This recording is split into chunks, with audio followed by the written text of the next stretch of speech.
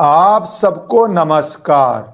बहुत ज्यादा डैगर्स होते हैं, बहुत ज्यादा चुनौतियां होती हैं इंटरनेशनल रिलेशनशिप्स में, और तभी मोदी सरकार जैसी लीडरशिप चाहिए इस देश को। कतार के साथ जो हो रहा है आपको पता है, हमारे 8 एक्स नेवी ऑफिसर्स को डेथ पेनल्टी दे दी कतार कोर्ट ने, कंप्लीट वायलेशन ऑफ लॉ के अंदर। मैं क्यों बोलता हूं? क्योंकि हर देश का अपना लॉ होता है, पर कुछ लॉज इंटरनेशनल होते हैं, बेसिक ह्यूमैनिटी के होते हैं, बेसिक नेचुरल जस्टिस के होते हैं, बेसिक किसी भी सिविलाइजेशन के होते हैं। वो क्या कि जो भी आरोपी है उसको पता हो उसके अगेंस्ट केस क्या है, उसके पास लीगल काउंसिल हो, उसके देश की एम्बेसी का काउंसलर एक्सेस हो, उसके देश के एम्बेसडर या जो फॉरेन मिनिस्ट्री के ऑफिशियल्स हैं उससे मिल पाए, बात कर पाए, बात समझ पाए। तो ये सारी बेसिक नॉर्म्स हैं। कतार ने ये कुछ नहीं किया, बिना इसके डेथ पेनल्टी दे दी। और एकदम शॉकिंग न्यूज आई अक्टूबर के अंदर कि ऐसा हो गया है। इसके पीछे क्या गेम है और अब मोदी सरकार ने इस गेम को कैसे डिकोड करके अपने व्यक्तियों को कैसे वापस ला रही है, ये आपको मैं बताने जा रहा हूं। जो जो चैनल से पहली बारी जुड़ गए हैं चैनल को सब्सक्राइब कर लीजिए। जैसे ही खबर ये आई थी कि 8 नेवी ऑफिसर्स को डेथ पेनल्टी दे दी गई है, एक बहुत बड़ी लॉबी मोदी के पीछे पड़ गई कि आपको प्रधानमंत्री हैं तो ये कैसे हो सकता है। जबकि ये हुआ ही इसलिए क्योंकि भारत इतना स्ट्रांग देश हो रहा है कि कतार को भारत से सिस्टमैटिक प्रॉब्लम्स हो रही हैं। दो चीजें होती हैं, जब आप शक्तिशाली देश हो जाएं और आप अपने देश का एजेंडा अपने हिसाब से चलाएं तो कई पावर्स आपको दबाना चाहती हैं।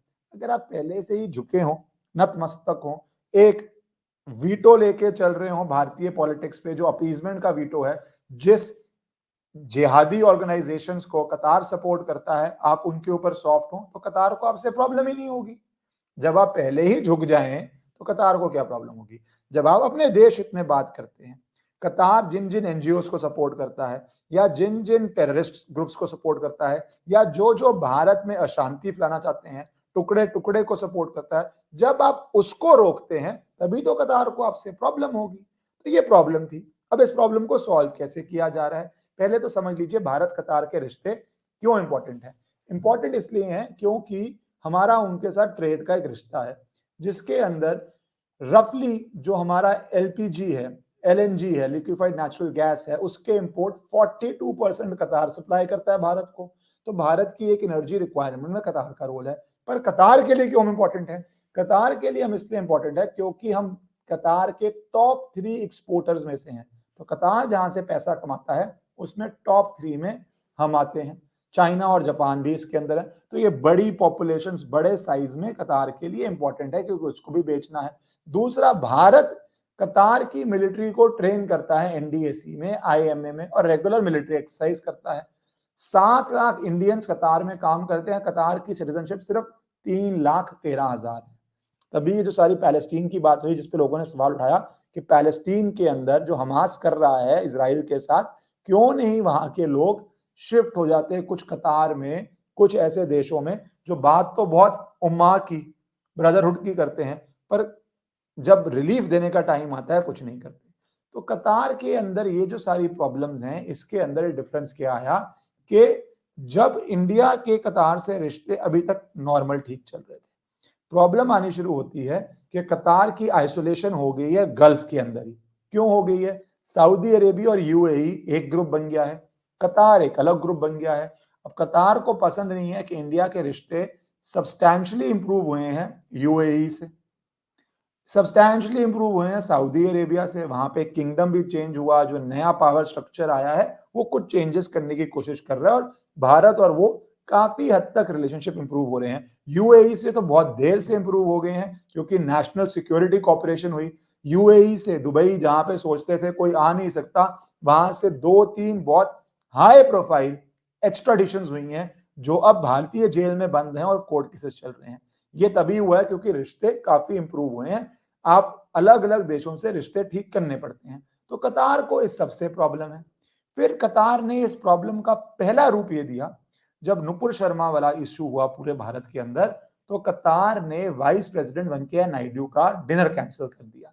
उस पर मुझे लगता है मिनिस्ट्री ऑफ एक्सटर्नल अफेयर्स ने थोड़ा ओवर रिएक्ट कर दिया।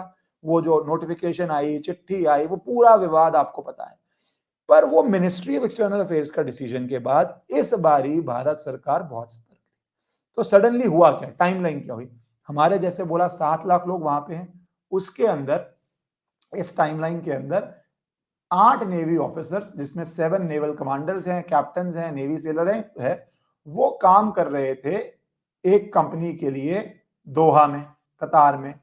एकदम सडनली ये ओमानी ओनर की कंपनी है, उस ओमानी ओनर को अरेस्ट कर लिया गया, इन नेवी ऑफिसर्स को, एक्स नेवी ऑफिसर्स को अरेस्ट कर लिया गया। ओमानी ओनर को बाद में बेल दे दी गई, नेवी ऑफिसर्स को ना बेल दी गई, ना काउंसलर एक्सेस दिया गया। सडनली 26 अक्टूबर को डिसीजन आता है कि ये गिल्टी हैं स्पिनाच के, और कैपिटल पनिशमेंट, डेथ सेंटेंस दे दिया जाता है। गवर्नमेंट उस समय चुप रहती है, क्योंकि उनको पता है बैकग्राउंड में हमें काम करना है, ज्यादा कुछ नहीं बोलती सरकार, उस समय शांति के साथ आगे चलती है। वो जब आपको समझना पड़ेगा कि अंदर से अब प्रेशर पॉइंट बिल्ड हो गया। बिल्ड क्यों और साथ साथ हुआ? क्योंकि इंडिया खुले में अपनी पूरी हिस्ट्री में इस बारी सबसे ज्यादा इजराइल के साथ है, और ये भारत की जनता भी साथ है। सोशल मीडिया पे इजरायली जो हैं और जो जियो स्ट्रेटेजिक समझते हैं, वो कहते हैं कि भारत ने ही सबसे ज्यादा सोशल मीडिया पे इजराइल का सपोर्ट दिया, जो बहुत जरूरी होता है एक नैरेटिव बिल्ड करने के लिए, क्योंकि उनकी पॉपुलेशन बहुत कम है और सोशल मीडिया पे रीट्वीट करना, चीजों को वायरल करना, ये सब बहुत जरूरी होता है। तो वो इंडिया से सपोर्ट आया। इसका लाभ क्या हो रहा है कि 90,000 पैलेस्टीनी जिनका वर्क वीजा इजराइल कैंसिल कर रहा है, उसकी जगह वर्कफोर्स कहां से ला रहा है?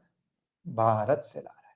क्योंकि उनको अपने नेशनल सिक्योरिटी में ये नहीं चाहिए कि जो काम करने आ रहा है वो छुपा हुआ टेररिस्ट है।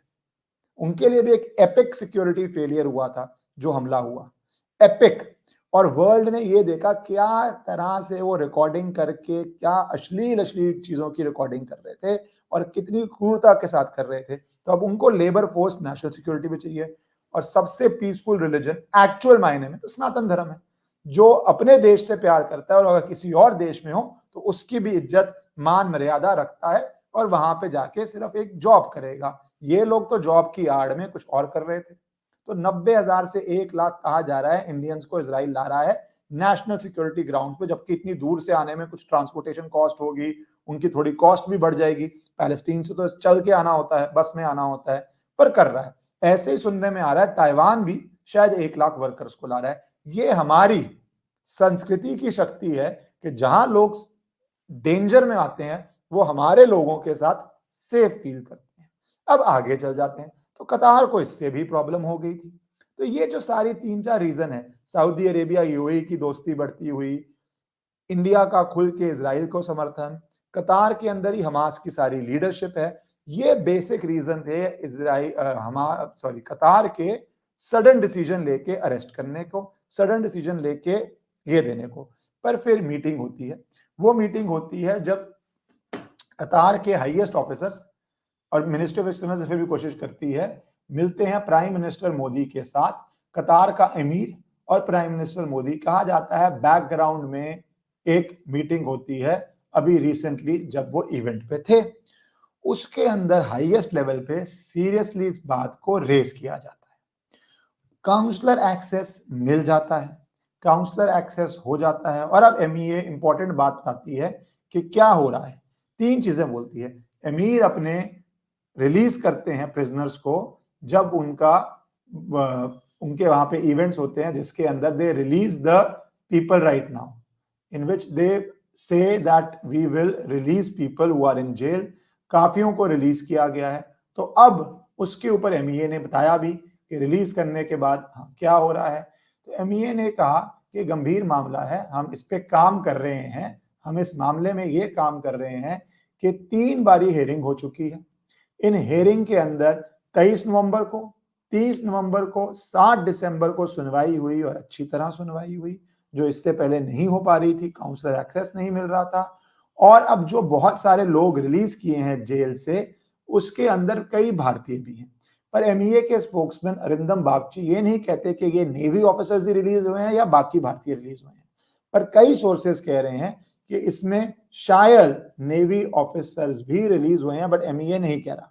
पर कोई भी भारतीय रिलीज हुए हैं वो भारत के लिए तो अच्छा ही है, क्योंकि अगर बिना बात के वहां पे जेल रखा हुआ है तो ये बहुत जरूरी है कि वो इस तरह रिलीज हो जाए। दूसरी बात वो क्या कहते हैं कि दोहा में मौजूद जो भारत के राजदूत हैं वो 3 दिसंबर को इन सब लोगों से मिले, काउंसलर एक्सेस दिया और पूरी बात को समझा और पूरी बात को एस्केलेट किया गया।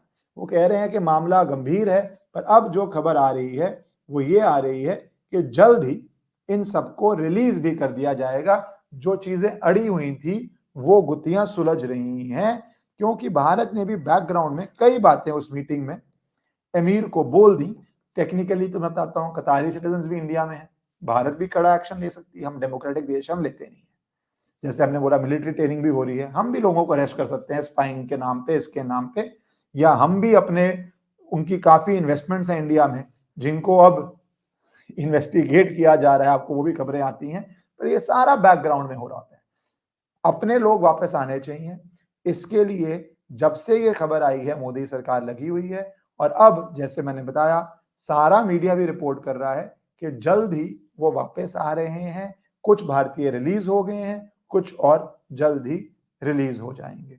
अंतिम बात इतनी कहूंगा, इसीलिए आपको स्ट्रॉन्ग लीडरशिप चाहिए होती है कि पहले वो इतनी स्ट्रांग हो कि देश हित में फैसला ले, सऊदी अरेबिया से भी रिश्ता रखे, यूएई से भी रखे, इजराइल से भी रखे, किसी देश का उस पर वीटो ना हो, चाहे वो 40% 50% एलएनजी सप्लाई कर रहा हो। वो करने के बाद अगर वो आप पे प्रेशर डाले तो उस प्रेशर को भी आप ढंग से रिजॉल्व करें, सॉल्व करें, तभी आप एक शक्तिशाली देश बन पाते हैं, जो मोदी सरकार हमारे देश को बना रही है। तो जल्द ही अब ये नेवी ऑफिसर्स वापस अपने घर आ जाएंगे। भारत माता की जय।